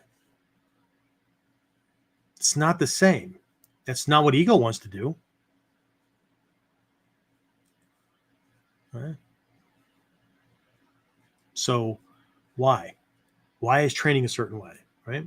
And again, I've been picking on training this whole time because I'm trying to protect everyone from their own ego knee-jerk responses when I say that we have to recognize that, I mean, Budo teaches all this stuff, right? Budo teaches that if you screw something up, you will die. If you didn't learn something to the extent you need to, you will die, right? But in life, I don't think anybody gives any thought to the fact that if you don't know any better, ignorance, misunderstanding, lack of knowledge in certain areas or whatever, and you struggle to make certain things happen and they're not happening, and you resign yourself to the fact that you are fill in the blank. You are only capable of fill in the blank. Me and my family or people like me only work jobs like this or whatever, right? Parts of you have died. To be sure, the part of you that thought that anything was possible for you, the sky was the limit, and you were going to change the world and all that, that person has died because of other choices that were made. Right? So it's the same. The law of Budo is the same. Okay? Now, Mikyo points out that sometimes you want to kill the bastard because it's getting in the way. Mikyo, the study and practice of Mikyo is the practice of recreation. Right? intentional recreation of oneself and one's outcome. You get a do-over, right? Because when you were born, you didn't know any better. You were at the whim of all of the influences that were hitting you, and you didn't know any better. You didn't know how to take control of that process. Now you get a chance to do it again, intentionally, right? As a part of, there's a meditation that we have called the Words of Confession. And the gist of the mantra is, since as long as I can remember, right, I've been doing the best I can with what I have, right, with what I know, right? But in the context of that, I've generated negative thoughts, negative words, negative actions. I've generated habit patterns that have created what most people would call their comfort zone. I've created these habit patterns. Okay. Now that I know better, now that I am learning better, I intend to do better. What the actual translation is I wish to acknowledge and atone for all. Okay. Most people think atonement is apology. Okay. I apologize to everybody. That's not atonement. Okay. It's not atonement.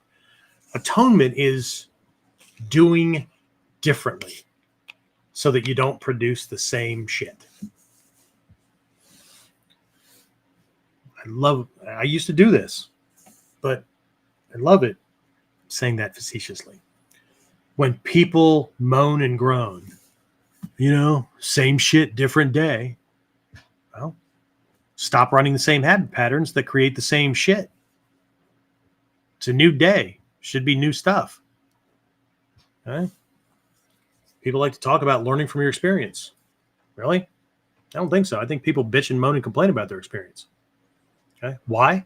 Because they don't know any better. Because everybody else around them does it. Why does everybody else around them do it? Because either they were attracted to that group because that group thinks the same as they do, or allows them to feel comfortable, or those people independently liked what they saw in you, and y'all became a group. That's karma. It's a universal law of it's a primary law of the universe. Okay? Cause and effect. So why? Why? I don't know. I don't know your context. You figure it out. I can help you with martial arts techniques, kamae and things like that, but only to a certain extent. Some of my teachers have been also kind or unkind enough to say, I can't teach this stuff. You have to learn it, which makes no sense. I mean, you're a teacher and you're showing this stuff. I'm a teacher. I show this stuff. Yeah, see, that's an expedient word. I am demonstrating something in a way that you can get a glimpse at or a hint of, but you can't feel what my body feels like. You can't feel the weight distribution. You can't feel the balance. You can't feel the way the ground and my foot meet each other and transition. All you see is a snapshot or a little movie clip, and you have to sort out the rest. There's so much and it's funny. People make the claim that online training doesn't work, right? Only dojo training works because you're in the realm with your teacher and all that. Except once you understand like how the mind works and all this stuff, and you recognize and you learn and know this as a fact, you know this is a truth, that the faculties that are processing your experience cannot tell the difference between what's going on out there and a visualization that you have in here. Can't tell the difference. Well, I can touch this out here. Really? You ever have a dream where you engaged with things and woke up and were absolutely confused as to whether that actually happened or you were just dreaming? It's called lucid dreaming. Okay. So if it can't tell the difference between something out here in this 3-dimensional, 10-dimensional room and what I can visualize and create in here. And there's Mikyo practices for actually creating it in your mind and moving it out here where you can see it in full dimension in the world. Of course, then you have to learn the skill of dissolving it. Otherwise, shit pops up in the most inopportune times, and you don't want to swerve and crash your car going down the road at 60 miles an hour while, some image pops up on the road because you don't have control of that aspect of your mind. So, but if it can't do that, right, then you're at least watching things, right? Now, Hatsumi Sensei makes a really good point about a missing element in video training and online training and stuff like that, and that is the energy shared between human beings that are in the same space and time. This is an argument that quantum physics makes. Okay, it's shared energy. Okay, so I do the best I can by doing live interactive things, and that could be audio, right? It could be the Tuesday, Friday group coaching calls. It could be the virtual training and stuff like that. But there's the seminars and things like that as well. So, but I believe that energy transfers this way too, to a certain extent, right? Anyway, so that's where I'm going to let this kind of peter out. Questions, comments, James? You get to be the voice of the people, Senator Alexander. Can you wear a toga for me? I'd appreciate it. Be a Roman senator. Anyway. Victor's got a comment and a question here. What are we doing first? The comments first. I believe that 80% of those who go to Japan go for the validation and rank, and only 20% go for self-improvement. Oh, I absolutely agree. Dude, you and I are right there. And 80% that's being conservative. And his question is, do you believe that the fear of death is a missing element in Budo? It's modern Budo? Yeah. Fear of death? Well, yeah, that's a good start. I think everybody comes to the training with a fear of death, right? I think what's missing is coming to grips with that, choosing to live the war. Not just when I say live, I don't mean like fucking taking on a role, right? Like playing a part, right? People. I was talking to somebody earlier, and I was asking his real name, right? Because it looks like he could either be Native American or have that kind of influence, or he's another one of these yahoos that made up a freaking name because he's in the martial arts and chose, my name is Budo Togakure. Your name is Bob. Shut the fuck up. Right. So, but anyway, right. That's not his name. Anyway, but I was asking, I have to ask, right? What's your name? No, that's my real name or whatever. And we discussed the just sheer number of freaking contacts I have, or people that make with me, or, they send me an email or whatever, and they've got, Sunbeam in a jar or whatever. I made that one up, but right. They come up with shit like that. Right. They're going to communicate with a teacher and ask to be a student, but that's what you're going to lead with. What the seriously? Right? I mean, we're not cosplay. Okay? So, but if we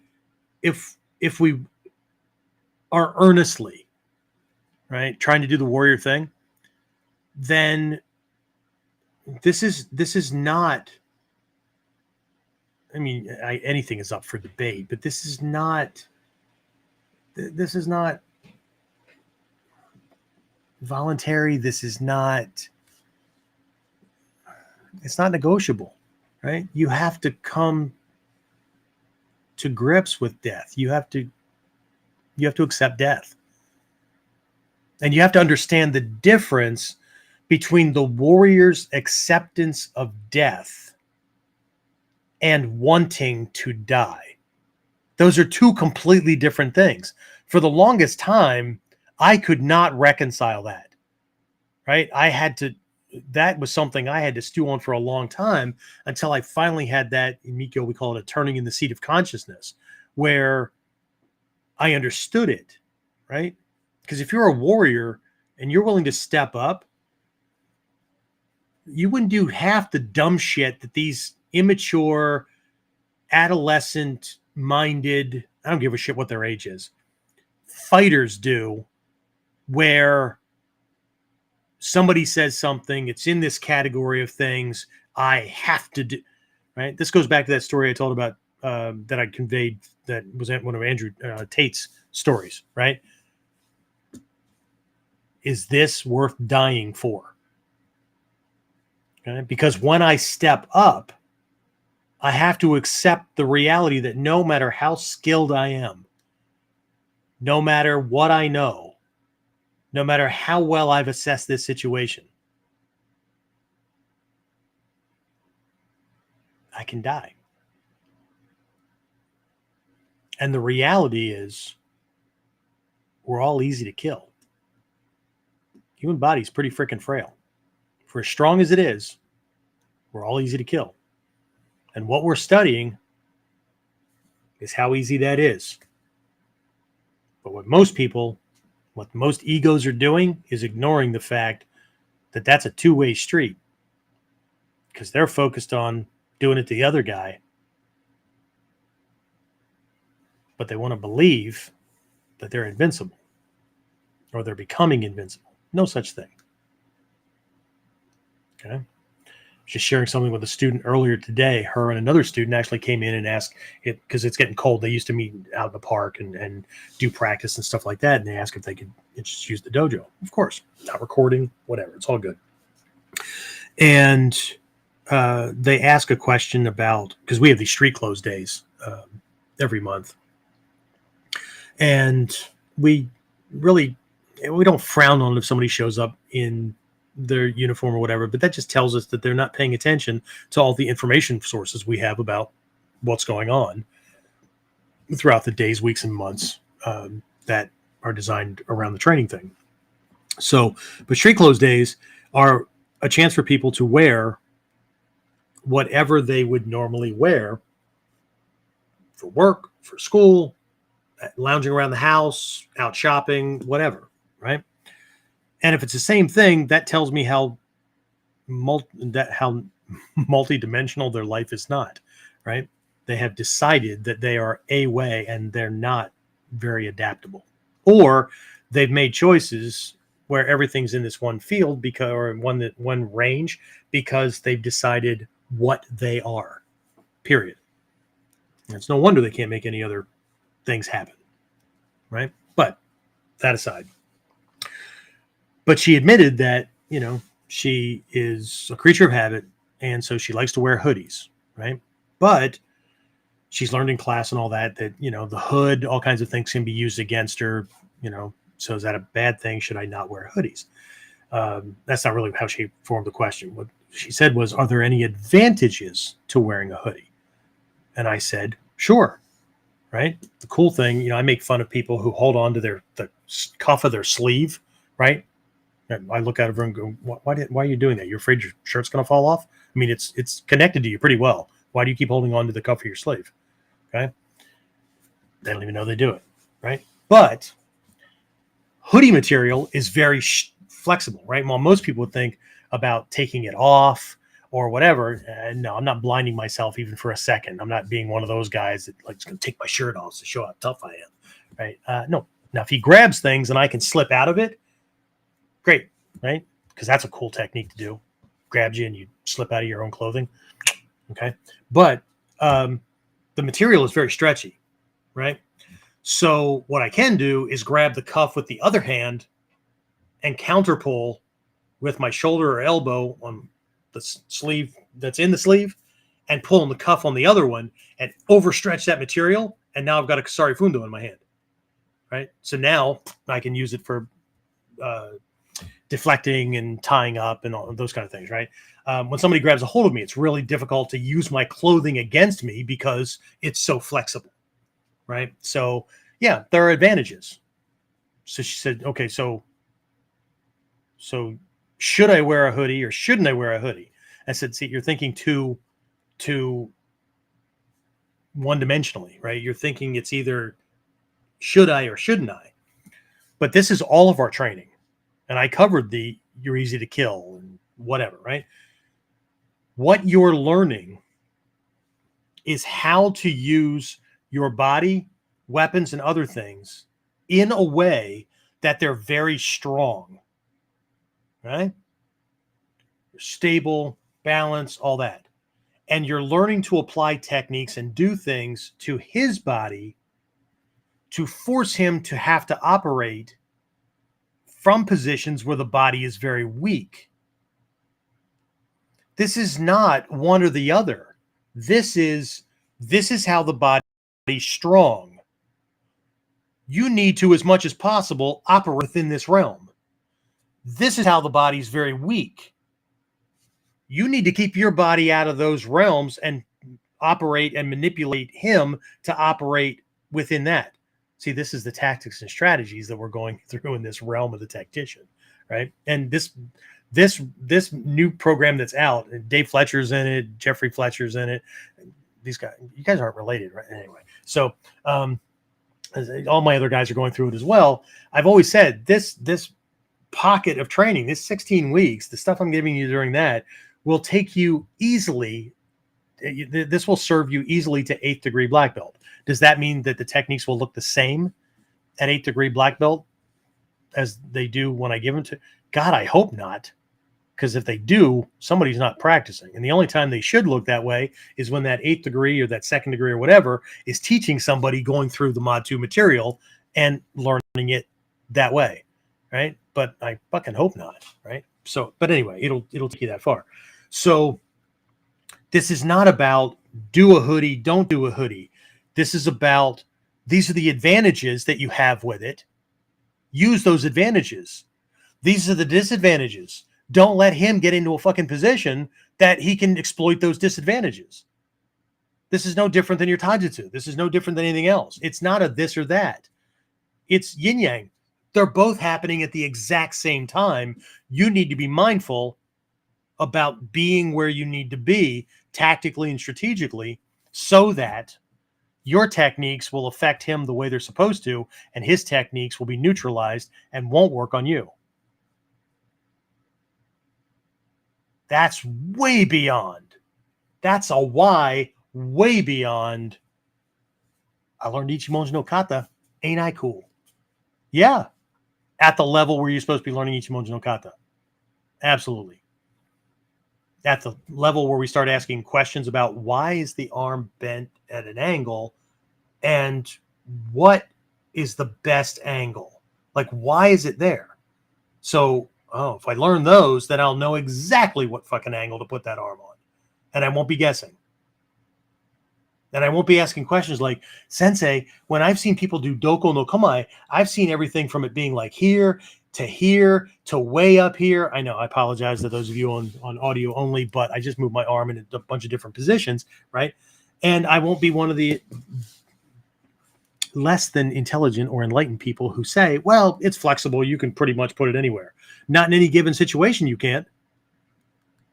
Right? So, but I won't be making statements like that, and I won't be asking questions like, I've seen people put it here, here, here. Which one is right? Because once I understand its purpose, and I understand the experience or the situation that I'm in, I will know. So I have to be able to do it. Then I explore the why of it to understand which variation, when, those kind of things, right? But to get to that lesson that I gave that poor new student she's only been in Mod 2 for what, a month or two?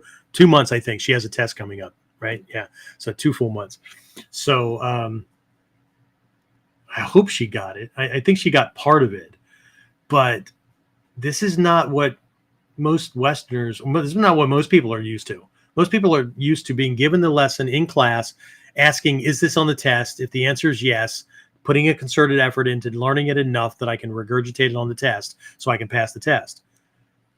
Most students don't learn things to do more than pass the test and get the belt. Victor just pointed that out. They don't. The outcome they want is to get the diploma or to graduate or whatever, not to learn the information. We have to be very fucking careful, because while that may work for a good part of academia, and the reason why we have to learn a bunch of those things is you're young, dumb, and full of cum, and you have no fucking idea what you want to do when you get out in the world. You have no idea what job opportunities or professions or whatever there are and what skill sets you're going to need. So they give you a broad base so that you can find where your interests lie, where they're not, whatever, right? So that's a why for the education system. But we have to be careful that that same process isn't going into Budo. That's me, since I made a concerted effort over the decades that he was teaching and we were supposed to be learning to differentiate between martial arts training and real Budo. And just like is said in wisdom teachings, from the Bible to name one, okay, many are called, but few are chosen. That's not just divine. That's not just God choosing among. That's the questions, the knowledge, the information is available to everybody. But not everybody's going to get it.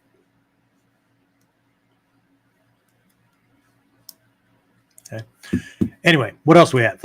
So as far as belief goes on the fear thing, I think everybody is just imbued with fear. The trick with warriorship and Budo is relating to it and coming to grips with it. Same thing with death, right? Miku has cool things about that too. Like go meditate in the graveyard. What else? Dave Fletch. Where is it at? You lost him. Way to go, Jeff. It just moved on me. Dave, if you get a second, check that again. He made a comment about this, logging onto the site. Check it again. I just made a change in the back end. Check that again and let me know if it shows correctly for you now. Jeffrey just put out on speaking about the accepting of the reality and possibility of death is often something that most don't even want to consider, and yet daily about 150,000 people globally die or are killed, and odds are those people started their day not realizing it would be their last. Yep.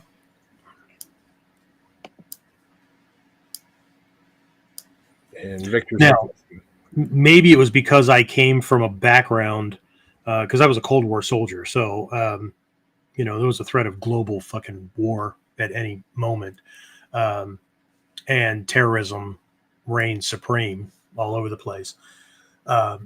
So I'd long since been out of the military, but experience teaches things, right? And so when 9/11 happened, I remember my brother calling me, and he was just absolutely beside himself. Like he could not understand how anybody's belief system could cause them to do such a thing. And I said, I understand from your perspective, but people do this on a micro level every damn day. They're willing to call people names, wreck their world, undermine them, do them damage, slander them, physically attack them, just because they didn't steer an airplane into a fucking building doesn't mean that you don't see this every day. Now, somebody acting on their belief system, he was talking religion, all that kind of stuff. People act on their belief system every day. When we can recognize that the macrocosm and the microcosm is exactly the same, when we can look at something that causes us to just be absolutely flabbergasted, and we can stop and ask ourselves, when do I do things like that? Doesn't have to be the exact same thing. Doesn't have to be on the same scale. When do I do that? We'll start judging less. We'll start being more mindful of our own bullshit. I'm sorry, belief system. BS is BS is BS, right? So anyway, what was that? What else was going on top of that? Sorry, I didn't mean to cut you off. I need to get that thought out. Victor just said thank you. Oh, you're welcome. Did we get through? Not through, but was there more to Jeffries than just the people not recognizing that they're going to die and whatnot? Everybody needs to realize this, right? You weren't born with a freaking guarantee, but we go through our lives like we were. If we're warriors, we know that every day, right? The life mastery side of this training is about mastering your life. Hatsumi Sensei's even said it's everyone's responsibility to be rich. Yeah, how many egos just freaking no, I'm not going to be one of those people or whatever, right? But how do you engage bigger demons without resources? If you can come to grips with death, but you can't come to grips with money, what the fuck? Right? Nothing's more final than one of them. Right? But money's the tool. It's just a tool. Or it's a weapon. It's in the hands of the user. Who would win if they fought? A Taekwondo person or a Judo person? It comes down to the technician. Everybody wants to pick, the ego wants to pick the perfect martial art. Right? Because it wants to be invincible. It wants to be, it wants to live forever. Right? But the reality is, if the puncher kicker can keep that grappler from getting into range and getting inside the effective range of his weapons or her weapons, he'll win. Probably. Right? If the grappler can get inside those weapons and get into those tight zones, he'll win. Probably. But don't discount the human factor. Because once they both hit the ground, if they're both outside of their comfort zone, both outside of their style and preference level, they're both likely to throw all that training to the wind and just go caveman style. And then all bets are off. Okay? Because you can't just all count technique either. You can be really, really good. Your foot slips on a muddy patch or something that's on the sidewalk, or your shoe slips, or whatever. Your ankle rolls and you die. Right? Or he comes in, you avoid perfectly, right? He comes in with that knife stab, you avoid perfectly, and he slips and his arms flare out in a Moro response, and he slashes your gut open and your intestines slide out. Or he cuts your femoral artery. Down to luck. Anyway. Okay. Person, that went from positive into gloomy. What the fuck? No, it's just real. It's just real. It's the reason why we should appreciate every one of our moments and every one of our days. Anyway, what else we got, James?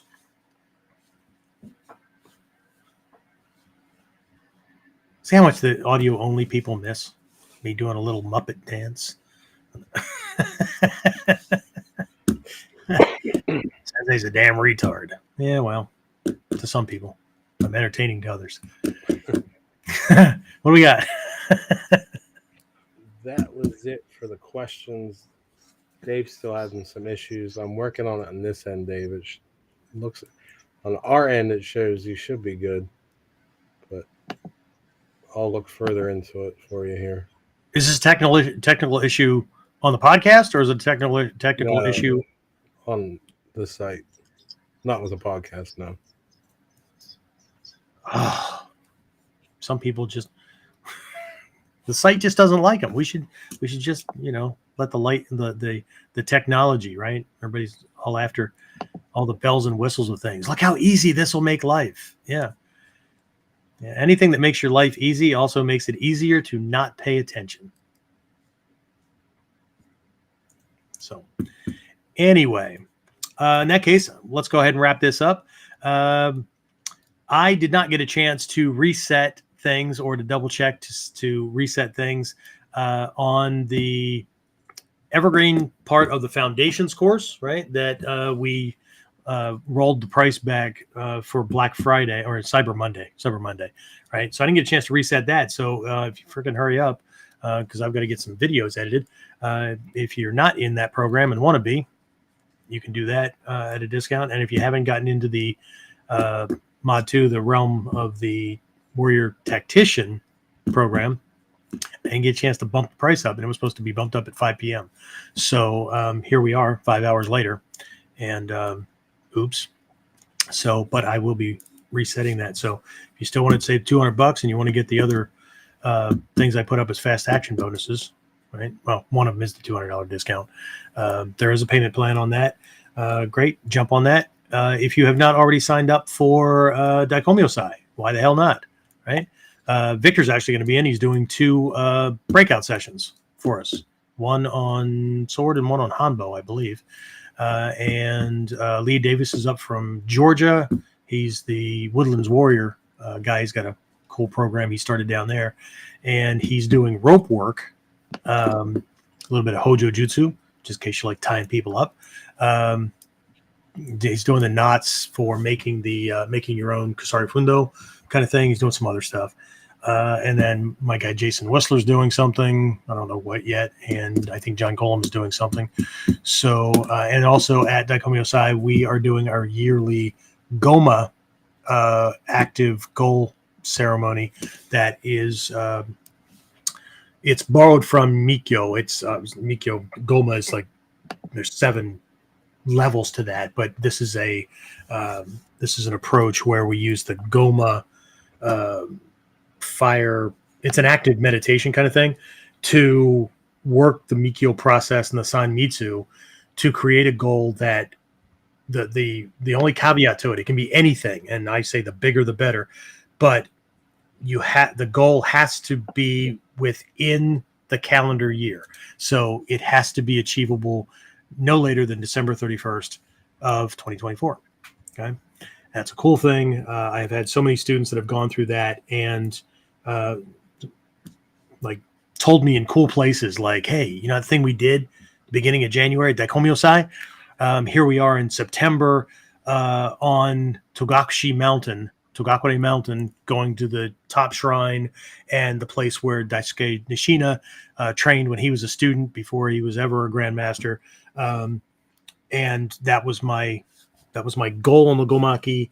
I had no idea where the money was coming from, where the time off work was coming from, where anything was coming from. But I set that, put it in motion, and God damn it, it works. Here I am. Right. So cool stuff. So there's a virtual option, and obviously there's the live option. Hopefully people can make it in. That'd be really great. So that's it. That's all the shameless plugs I'm doing at the moment. Right. Anything else, James? Any last minute things pop in? Just one from Jeffrey along the same lines of what Dave's got. So I got you, Jeffrey. I'm working on it. Well, fine. Now that we just used the podcast to do technical support, for those of you on the audio only, surprise. All right, that's it. I'm going to go ahead and wrap this up, and I'll talk to everybody again next time on Kuden. Get more of Kuden Radio. Subscribe through your favorite podcasting site or join our clan of serious modern warriors at onlineninjaacademy.com.